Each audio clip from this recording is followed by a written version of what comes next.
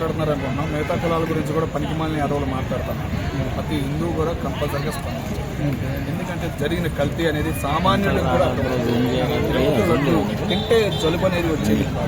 కానీ ఆ తిరుపతిలో 5 సంవత్సరాలు తినడం వల్ల జలుబు రావడం అనేది కరోనా దెబ్బ దీని మీద పడిందా అన్న భయం కూడా జనానికి కలగజేసే విధంగా తయారు చేశారు. కరోనా హెల్త్ మారిపోయింది అన్న. 2 రోజులకే జలుబు వస్తుందంటే భయం వేసింది. అంతకుముందే కరోనా వచ్చింది. మరి ఇక దీనికి కూడా అందగట్టేద్దామన్న ప్రయత్నాలు జరిగినాయా అన్న ఫీలింగ్ కలిగింది. కానీ అట్లాంటి పవిత్రమైన లడ్డుని దేవుని చూసి బయటకు వస్తుంటే ఎంతంత ప్రసాదం అది ప్రతి హిందువుకి తెలుసు. దేవుని దర్శనం చేసుకోవడానికి 30 గంటలు 40 గంటలు వెయిట్ చేసి బయటకు వచ్చి ఆ ప్రసాదం ఉంటుంది. ఆ సంతోషం అనేది ప్రతి హిందువుకి తెలుసు.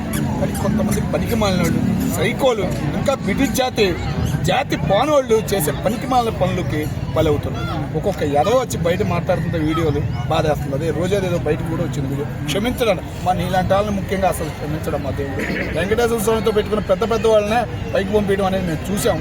ఓకేనా, నువ్వు కూడా జర భద్రం. ఇప్పటికైనా బయటకు వచ్చి క్షమాపణ చెప్పాలి. ఆ సుబ్బారెడ్డి కూడా ఏదో మాట్లాడుతున్నాడు, అది కలవలేదు ఇది కలవలేదు ఏదో కలిసిందా.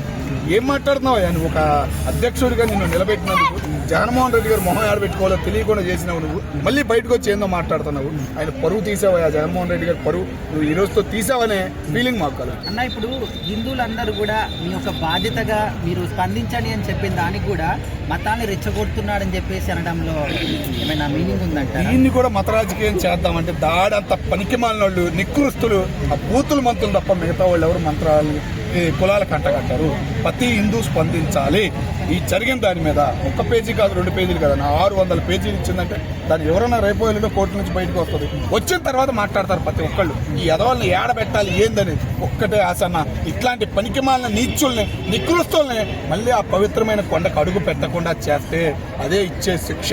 ఒక హిందూ కోరుకునే కోరిక కూడా